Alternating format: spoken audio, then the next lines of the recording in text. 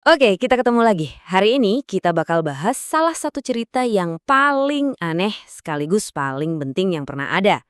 Kisah tentang Idris atau yang mungkin Anda kenal sebagai Henoh. Tapi ini bukan cuma dongeng kuno loh. Menurut sumber-sumber yang kita dalami, ini adalah kisah tentang sebuah eksperimen kosmik yang gagal total. Sebuah peringatan keras tentang bahaya kekuasaan dan pada akhirnya jadi cermin buat kita semua tentang pilihan paling dasar yang harus kita buat hari ini. Pertanyaannya kan simpel, tapi dalam banget. Emang bener ada manusia yang bisa masuk surga tanpa mati dulu? Kisah Idris yang katanya diangkat ke langit hidup-hidup ini udah jadi teka-teki ribuan tahun. Nah, sumber yang kita bedah kali ini ngasih jawaban yang, jujur aja, bakal bikin kita mikir ulang semua yang kita tahu. Oke, sebelum kita ngomongin Idrisnya sendiri, kita harus time travel dulu nih. Kita harus paham dunia tempat dia hidup.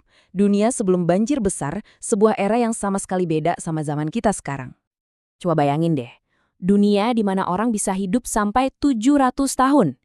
Dan bukan cuma panjang umur ya, mereka ini sakti banget, punya kekuatan kayak dewa. Mereka inilah yang sering disebut-sebut sebagai raksasa atau Nephilim, hasil dari berbagai macam eksperimen oleh para pencipta manusia di masa itu. Tapi, jangan bayangin dunia ini damai-damai aja. Enggak sama sekali. Justru, manusia super ini pecah jadi dua kubu. Dua komunitas besar dengan filosofi dan sumber kekuatan yang saling berlawanan, yang akhirnya bikin mereka perang terus-terusan. Nah, disinilah letak perbedaannya yang paling fundamental. Di satu sisi, ada kubu manusia, keturunan Adam dan Eva. Mereka ini anak-anak sains, pakai akal, fisika, pokoknya semua yang logis. Di sisi lain, ada kubu jin, keturunan Ifrit dan Khidir. Nah, mereka ini kebalikannya. Mereka mainnya pakai ilmu kesaktian. Ilmu yang justru melanggar hukum fisika. Pertarungan antara sains melawan sihir inilah yang jadi tema utama zaman itu. Oke, sekarang kita masuk ke bagian kuncinya. Kunci buat ngebuka semua misteri ini. Dan kuncinya itu cuma satu kata. Tapi definisi kata ini bakal ngubah cara kita mandang semuanya. Dan ini dia, malaikat tanda kutip. Jadi dengerin baik-baik ya, kalau sumber-sumber ini ngomongin manusia jadi malaikat, mereka itu bukan ngomongin malaikat kayak Jibril. Sama sekali bukan. Yang dimaksud itu, jiwa orang yang udah meninggal, yang di-upgrade, terus dikasih kekuatan goib. Biar makin jelas, lihat tabel ini. Di kiri, ada malaikat sejati, kayak Jibril, diciptain dari cahaya, tugasnya bantu kita ibadah, murni, taat sama Tuhan. Nah, di kanan ada malaikat tanda kutip, asalnya jiwa manusia. Tujuannya bukan buat ibadah, tapi buat nyalurin ilmu kesaktian. Dan yang paling penting, mereka ini masih nyangkut di siklus reinkarnasi. Paham bedanya kan? Ini krusial banget buat cerita Idris. Nah, setelah kita pegang kunci tadi, cerita Idris jadi beda banget. Ini bukan lagi cerita soal kenaikan ke surga yang agung. Ini cerita tentang eksperimen ambisius yang pada akhirnya gagal. Jadi, Idris ini, dia kan dari garis keturunan manusia yang saintifik gitu ya. Tapi dia bukan cuma manusia biasa. Menurut sumbernya, dia ini dipilih. Dia itu subjek eksperimen. Orang terbaik di generasinya yang dipilih untuk sebuah proyek besar.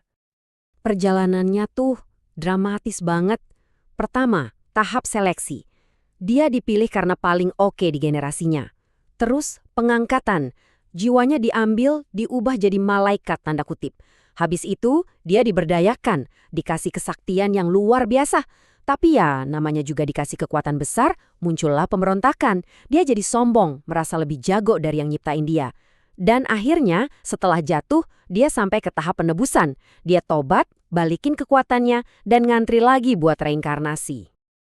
Jadi, surganya Idris itu bukan surga yang kita bayangin ya. Bukan alam rohaninya Tuhan. Tapi lebih kayak sebuah dimensi buatan yang canggih banget. Dibikin sama manusia super zaman itu buat nampung arwah-arwah orang mati. Biar nggak ganggu yang masih hidup.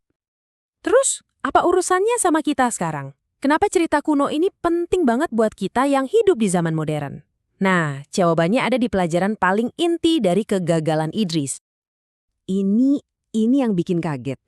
Angkanya 0, kosong. Semua amal ibadah, semua pahala yang diterima Tuhan dari Idris, itu didapat pas dia jadi manusia biasa yang terbatas. Pas dia jadi malaikat tanda kutip yang super sakti itu, Nol besar, nggak ada nilainya sama sekali. Ini dia peringatan utamanya. Ngejar-ngejar kesaktian itu jalan buntu spiritual. Mau lewat ritual, minta ke jin atau cara apapun, ujung-ujungnya cuma buang-buang waktu. Itu jalan yang nggak menghasilkan nilai apa-apa di mata Tuhan.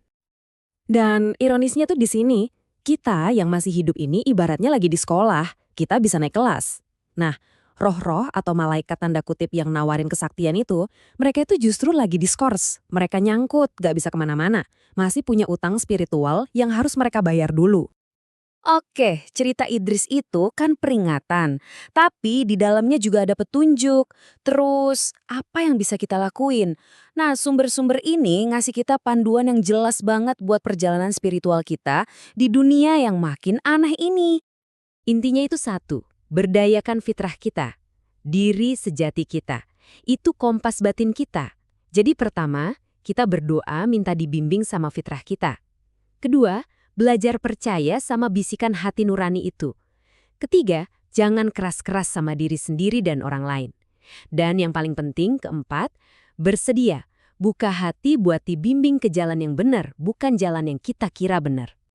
Kalau kita milih jalan ini, jalan yang dipimpin fitrah, hasilnya ya berkah, pertumbuhan diri. Tapi, kalau kita milih jalan sebaliknya, jalan yang dikuasai nafsu atau ego kita, ya siap-siap aja menghadapi kiamat versi kita sendiri, krisis spiritual yang kita bikin sendiri. Nah, ini pertanyaan terakhir buat kita renungin. Tiap hari, kita dihadapkan sama pilihan ini.